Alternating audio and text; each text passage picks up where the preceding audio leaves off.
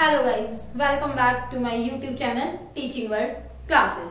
First of all मैं तहे दिल से आपसे माफी मांगना चाहती हूँ क्योंकि मैं 4 मंथ से वीडियोस अपलोड नहीं कर पाई थी due to my exam, that's why. तो आज से हम कंटिन्यूसली डेली वीडियो अपलोड करेंगे जिससे कि आपको बहुत हेल्प मिलेगी। आपके फाइनल्स एग्जाम्स आने वाले हैं और 12th क्लास के बोर्ड के एग्जाम्स भी आने वाले हैं, तो आपको मेरी वीडियोस से ज्यादा हेल्प मिल सकेगी और मुझसे जितना हो सकेगा मैं आपके लिए उतनी हेल्प करने की कोशिश करूंगी। अगर आपको कोई भी डाउट होता है तो आप मुझसे कमेंट बॉक्स में पूछ सकते हैं। आज मैं आपके लिए लेकर आई हूँ क्लास 11 का चैप्टर 5 अकाउंटिंग इक्वेशन, जिसमें हम सीखने वाले हैं अपने चैप्टर की अकाउंटिंग इक्वेशंस। अकाउंटिंग इक्वेशंस होती क्या है, हम किस तरीके से इक्वेशंस को प्रिपेयर करते हैं, ये हम इस चैप्टर में सीखेंगे। फर्स्ट ऑफ ऑल आपने 10th क्लास में मैथ्स में इक्वेशंस बनाना सीखा था, तो इक्वेशंस होती क्या है। अगर इन केस मैं आपसे कहती हूँ a plus b is equal to c, that is the equation, ठीक है। आप इसको इक्वेशन कह सकते हैं। इक्वेशन में क्या होता है, आपको किसी भी चीज को फाइंड करना होता है, ठीक है। इक्वेशंस इक्वल करनी होती हैं। तो यहाँ पर भी हम अकाउंटिंग की इक्वेशंस पढ़ेंगे जिसमें हम क्या चीज करेंगे। अब हम देखते हैं अकाउंटिंग इक्वेशंस होता क्या है। It is an mathematical expression which shows assets and liabilities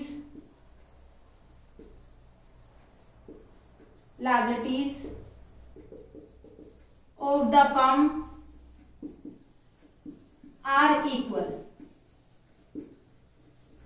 same मैंने यहां पर भी ये बताया था, मैथ्स में आप इक्वेशंस क्या बनाते थे, a plus b is equal to c। तो यहां पर हमारी इक्वेशन क्या बन रही है, जो हमारी एसेट्स है वो किसके इक्वल है, लायबिलिटीज के। ये रिपीट हो गया था।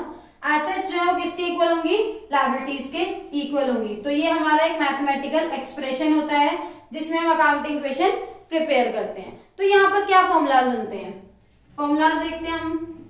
हमारी जो एसेट्स होंगी वो किसके इक्वल होंगी, asset is equal to liabilities plus capital. आपने सबने बेसिक टर्म्स को अच्छे से क्लियर किया है, आपको पता है एसेट्स क्या होता है, लायबिलिटीज क्या होती है और कैपिटल क्या होता है। इन केस अगर आपको कोई डाउट है तो आप वीडियोस देख सकते हैं मेरी, जिसमें हमने बेसिक कॉन्सेप्ट्स क्लियर किए हैं, ठीक है। बेसिक कॉन्सेप्ट्स क्लियर किए हैं। यहाँ पर assets is equal to liabilities plus capital. फिर भी मैं एक क्विक रिवीजन दे देती हूँ। एसेट्स क्या होती है, एसेट्स हमारी प्रॉपर्टी होती है, हमारी संपत्ति होती है जिससे हम फ्यूचर में बेनिफिट ले सकते हैं। हमारी बिल्डिंग, हमारा फर्नीचर, हमारी कार, हमारा computer, everything is our asset. Liabilities responsibilities होती हैं जो हमें पे करनी है। हमने किसी से उधार लिया है, बोरो किया है, तो ऑब्वियसली बात है हमें उनके पे करना होगा। तो जब हम उसको पे करेंगे तो हमारी रिस्पॉन्सिबिलिटी है। हम बैंक से लोन लेते हैं, home loan, car loan, study loan, जो भी लोन हम लेते हैं तो वो हमें एक टाइम पर पे करना होता है, तो वो हमारी लायबिलिटीज होती है। Capital is that invested in the business, जो ओनर अपने बिजनेस में इन्वेस्ट करता है उसको हम कैपिटल बोलते हैं। क्लियर। तो liabilities plus capital is equal to assets. यहाँ पर अगर हम देखते हैं, अगर हमें लायबिलिटीज फाइंड करनी है तो हम किस तरीके से लायबिलिटीज को फाइंड करेंगे, liabilities equal to assets minus capital. आप एसेट्स में से कैपिटल को डिडक्ट कर दीजिए तो हमारी क्या फाइंड होती है, लायबिलिटीज फाइंड हो जाती है। क्वेश्चन में आपसे पूछ सकते हैं, एग्जामिनर पूछ सकते हैं कि लायबिलिटीज कैसे फाइंड करेंगे, लायबिलिटीज फाइंड कीजिए। तो आप क्या करेंगे, एसेट में से कैपिटल को डिडक्ट कर देंगे तो आपकी लायबिलिटीज फाइंड हो जाती है। नेक्स्ट आपका एक और क्वेश्चन इसी से बन सकता है, कैपिटल कैसे फाइंड करते हैं। तो कैपिटल फाइंड करते हैं एसेट्स माइनस लायबिलिटीज, ठीक है। ये आपके 3 फॉर्मूले बने हैं। एक ही इक्वेशन से तीनों फॉर्मूले आप बना सकते हैं। आपको बस ये लर्न होना चाहिए, asset is equal to liabilities plus capital. आपकी जो इक्वेशन बनेगी वो हमेशा इसी तरीके से प्रिपेयर की जाएगी। एसेट्स जो होंगी वो इक्वल होंगी लायबिलिटीज और कैपिटल के। देन आपको अगर लायबिलिटीज फाइंड करने के लिए कहा है तो आप लायबिलिटीज फाइंड करेंगे assets minus capital. Capital find करना है तो आप फाइंड करेंगे एसेट्स माइनस लायबिलिटीज। क्लियर है ये चीज। आपको ये डेफिनेशन पता होनी चाहिए। जो आपकी अकाउंटिंग इक्वेशन होती है वो एक मैथमेटिकल एक्सप्रेशन होता है जो शो करता है आपकी फर्म की एसेट्स और लायबिलिटीज को इक्वल बताता है। क्लियर। आगे हम इसमें पढ़ने जा रहे हैं कि हमारी जो ट्रांजैक्शंस होती हैं वो कहाँ कहाँ इफेक्ट करती हैं, किस तरीके से इफेक्ट करेंगी। इस पोर्शन पर इफेक्ट करेंगी या इस वाले पोर्शन पर इफेक्ट करेंगी। क्लियर है। तो हम अभी पढ़ने जा रहे हैं जो हमारे effect of transactions on accounting equations. हम कौन सी ऐसी ट्रांजैक्शंस करते हैं जिससे हमारे अकाउंटिंग इक्वेशन पर इफेक्ट पड़ते हैं। अब हम वो इफेक्ट सीख रहे हैं। First, transaction affect two items. हम कुछ ऐसी ट्रांजैक्शंस करते हैं जिससे इफेक्ट पड़ते हैं टू आइटम्स पर, ठीक है।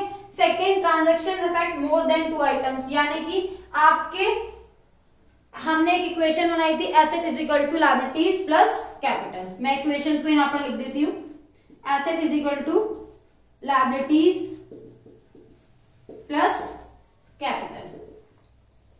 यहां पर क्या होगा, जब हमारा ट्रांजैक्शन इफेक्ट करेगी टू आइटम्स को, या तो वो एसेट्स हो सकता है, लायबिलिटी हो सकता है, ठीक है, या वो एसेट हो सकता है, कैपिटल हो सकता है, कोई भी दो आइटम हो सकते हैं, या वो लायबिलिटी हो सकता है, कैपिटल हो सकता है, क्लियर। और यहाँ पर वो कह रहा है सेकंड ट्रांजैक्शन में, second transaction affecting more than two items, यानी कि उसका इफेक्ट तीनों पर होगा, इस पर भी, इस पर भी और इस पर भी। इस वाली जो ट्रांजैक्शन में वो कहना चाह रहा है। अब आपको कैसे पता चलेगा कौन सी ट्रांजैक्शन दो साइड इफेक्ट करती है, टू साइड, और कौन सी transaction more than two side effect करती है। चलिए, तो फर्स्ट ऑफ ऑल हम ये फर्स्ट पॉइंट सीख रहे हैं। फर्स्ट पॉइंट में क्या है, transactions affecting two sides, two items, ठीक है। कौन सी ट्रांजैक्शन टू आइटम्स को इफेक्ट करेंगी, इसमें ए पॉइंट होता है transactions affecting opposite sides. Opposite side आप समझते हैं, अपोजिट साइड्स कौन सी होंगी, asset and liabilities, both are opposite sides, clear. तो वो ट्रांजैक्शन जो अपोजिट साइड इफेक्ट करेंगी, first increase in assets, increase in liability. अब आप एग्जाम्पल ले सकते हैं, हमारी एक चीज जिससे हमारी एसेट इंक्रीज होगी और वो ट्रांजैक्शन जिससे हमारी लायबिलिटी भी इंक्रीज होगी। हमारी दोनों ही इस ट्रांजैक्शन से दोनों ही चीज पर इफेक्ट पड़ेगा, एसेट पर भी और लायबिलिटीज पर भी। एग्जाम्पल क्रेडिट, एग्जाम्पल लेते हैं हम, credit purchase, credit purchase of goods. Goods हमने परचेज किए हैं, तो गुड्स आपको पता है क्या होता है, गुड्स क्या होता है, एसेट।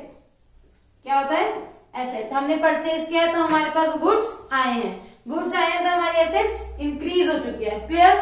तो यहाँ पर इस ट्रांजैक्शन में एक इफेक्ट हमें पता चला, गुड्स परचेज करने से हमारी एसेट्स इंक्रीज हुई है, जिससे हमारी एसेट्स इंक्रीज हो गई इस ट्रांजैक्शन से। और क्रेडिट परचेज किया है, क्रेडिट मतलब होता है उधार परचेज किया है, उधार परचेज किया है तो आपकी रिस्पॉन्सिबिलिटी बनती है कि आपको उनको पे करना है, ऑब्वियसली बात है, तो आप पे करेंगे, तो ये क्या हो गया, आपकी लायबिलिटी भी इंक्रीज हो जाती है, क्लियर है। यहाँ पर जब भी आप उधार परचेज करते हैं तो आपकी एसेट भी इंक्रीज हो रही है और लायबिलिटी भी इंक्रीज हो रही है, क्लियर है।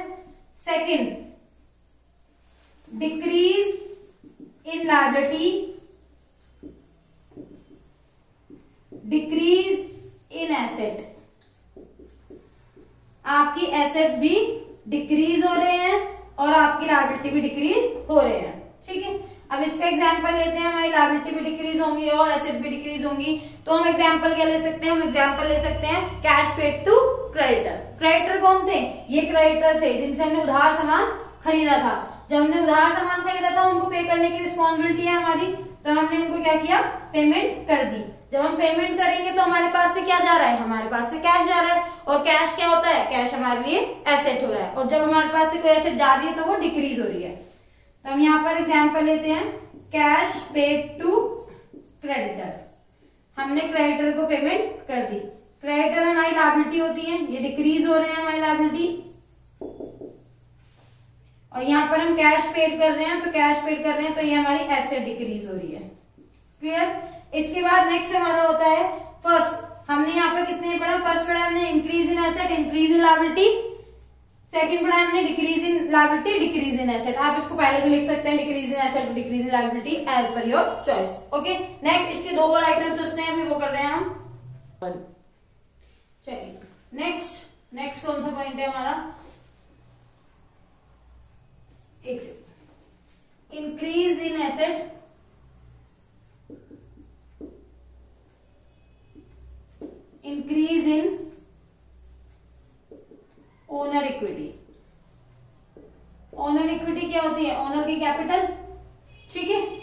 यहाँ पर इंक्रीज हो रही है आपकी ओनर की कैपिटल और हमारी एसेट भी साथ के साथ इंक्रीज हो रही है। तो इसका एग्जांपल क्या होगा, आपको पता है ओनर की कैपिटल इक्विटी जब इंक्रीज होती है तो क्या होता है, उसने कैपिटल बिजनेस में पैसा इन्वेस्ट किया है, फर्दर इन्वेस्टमेंट की होगी। तो एग्जाम्पल ले सकते हैं हम यहाँ पर, मैंने कैपिटल का मीनिंग बताया था, जो ओनर बिजनेस में इन्वेस्ट करता है उसको हम क्या कहते हैं, उस टर्म का नाम होता है कैपिटल।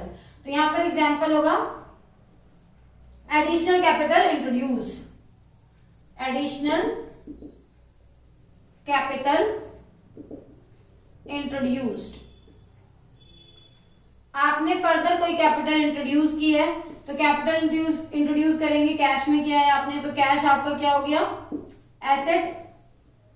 तो आपकी एसेट इंक्रीज हो चुकी है और साथ ही साथ आपकी क्या इंक्रीज हो गई है, कैपिटल भी इंक्रीज हो गई है। और कैपिटल क्या होती है, लायबिलिटी, या फिर आप कह सकते हो कैपिटल भी इंक्रीज हुई है। तो यहाँ पर एक इक्वेशन थी, asset is equal to liabilities plus capital. तो यहाँ पर हम कैपिटल में ही इंट्रोड्यूस करेंगे, ऐड करेंगे उसको।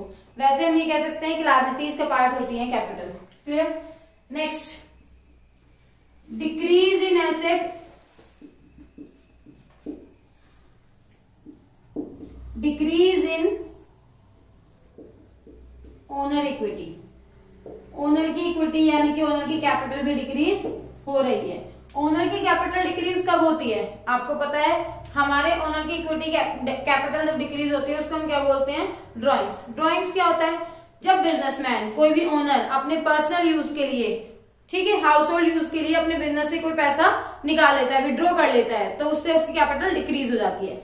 जब मैं बिजनेस कर रही हूँ तो मैं बिजनेस करते टाइम अपने बिजनेस में जितना भी इन्वेस्ट किया था वो कैपिटल था, क्लियर, उससे मेरी कैपिटल इंक्रीज हो रही थी। लेकिन अब क्या हुआ, मुझे कुछ घर में यूज थे या पर्सनल यूज थे मेरे, तो मैंने वो अमाउंट विड्रॉ कर लिया, तो उसको हम क्या बोलते हैं, is known as drawings. Clear है यहाँ पर। तो जब भी हम इसके एग्जाम्पल लेते हैं, गुड्स और cash, whatever you want, goods और cash withdraw for personal use. Personal use term का मतलब होता है ड्रॉइंग, जिससे हमारी कैपिटल डिक्रीज होती है। और ये हमारे क्या होते हैं, एसेट। क्लियर। इससे हमारी एसेट डिक्रीज हो रही है और पर्सनल यूज से हमारी कैपिटल डिक्रीज हो रही है। तो ये हमारे एग्जांपल थे टू साइड, ठीक है, जो ट्रांजैक्शंस अफेक्ट करती हैं टू साइड्स, टू आइटम्स को। क्लियर, टू आइटम्स को इफेक्ट करेंगी। Next,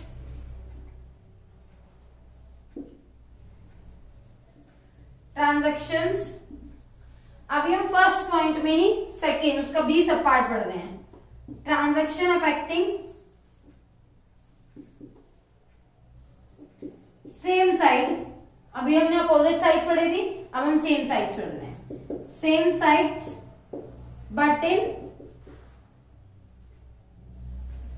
but in opposite direction. Opposite direction. Same side मतलब या तो किसी एसेट की ही बात हो रही है तो उस एसेट पे ही इफेक्ट पड़ेगा, अगर लायबिलिटी की बात हो रही है तो लायबिलिटीज पर ही इफेक्ट पड़ेगा। Clear.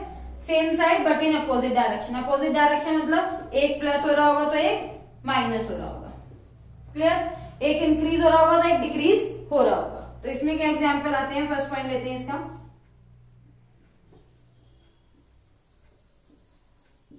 Increase in asset, decrease in another asset. एक एसेट हमारी बढ़ रही है और एक एसेट हमारी कम हो रही है, ठीक है, हो रहा इफेक्ट एसेट पर ही है।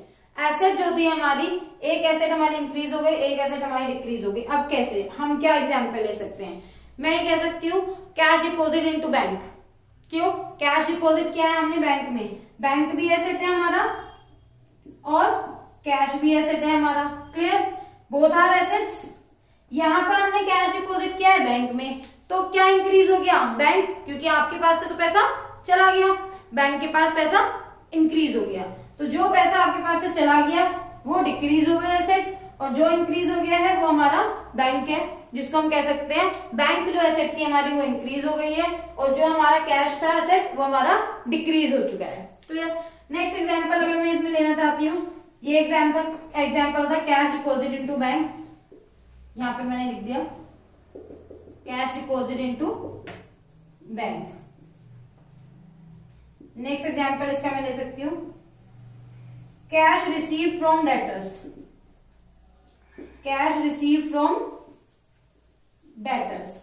अब यहां पर आपके पास कैश आया है, कैश एसेट होता है, ठीक है, कैश आ गया तो प्लस कर दिया आपने। डेटर क्या होते हैं, डेटर आपको पता होना चाहिए, डेटर हमारी एसेट होती है। तो डेटर जो हमारी एसेट होती है उसको हम क्या करेंगे, जब हम सेल करते हैं, ठीक है, उधार सेल किया तो हमारे डेटर्स इंक्रीज हो जाते हैं। अब मैंने आपको सामान सेल किया है तो आपको पैसे देने चाहिए, बट आप मेरे नोइंग में है तो मैंने कहा चलिए कोई बात नहीं आप दे देंगे, अगर आपको मजबूरी है कोई आप नहीं दे सकते हैं तो कोई बात नहीं, बाद में आ जाएगी पेमेंट। तो आप मेरे लिए कौन है, डेटर्स। जब आपने मुझे पेमेंट की, ठीक है, तो मेरे पास कैश आ गया और डेटर्स में से हम डिक्रीज कर देंगे। तो डेटर भी एसेट होता है, एक एसेट हमारी डिक्रीज हो रही है और एक एसेट हमारी इंक्रीज हो रही है। अब हम पढ़ेंगे second point, clear. Second point, transactions affecting more than 2 items। वो ट्रांजैक्शन जो हमारे 2 से ज्यादा आइटम्स पर इफेक्ट करेंगी वो कौन सी ट्रांजैक्शन होती हैं। देखिए इसके एग्जाम्पल लेना है क्योंकि इसके कोई सब पार्ट्स नहीं है, कोई एसेट लायबिलिटी इंक्रीज डिक्रीज नहीं हो रही है, वो केवल 2 आइटम्स सारे ट्रांजेक्शन में था। यहां पर एग्जाम्पल लेते हैं, गुड्स कॉस्टिंग ₹25,000 सोल्ड एट ₹30,000।